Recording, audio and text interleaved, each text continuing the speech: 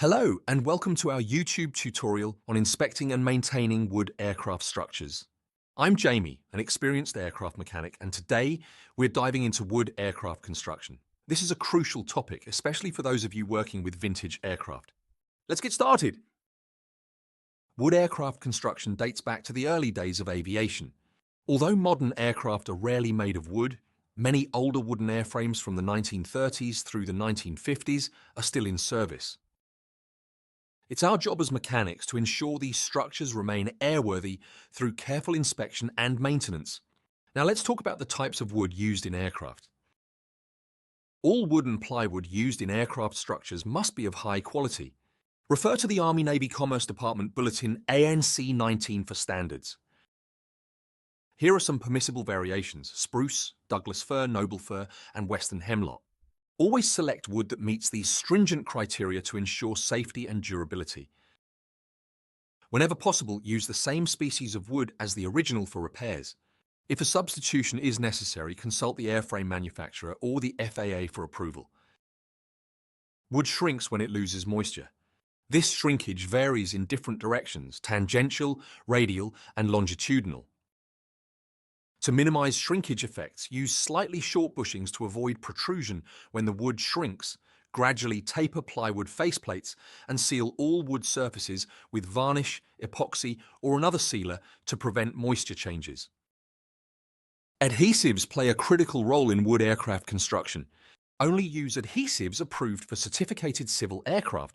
Types of adhesives include casein adhesives, generally inferior and deteriorate over time. Use modern adhesives whenever possible.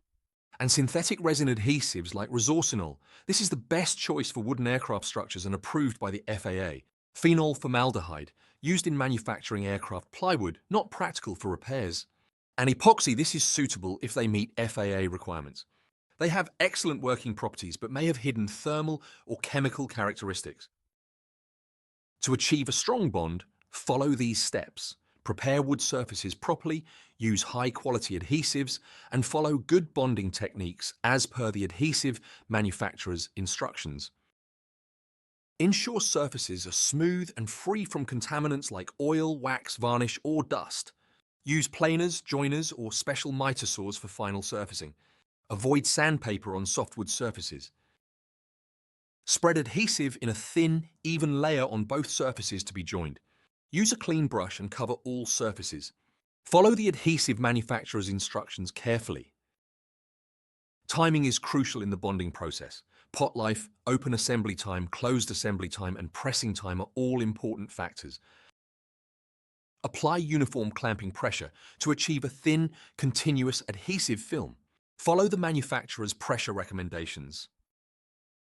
Thank you for watching our tutorial on wood aircraft structure inspection and maintenance.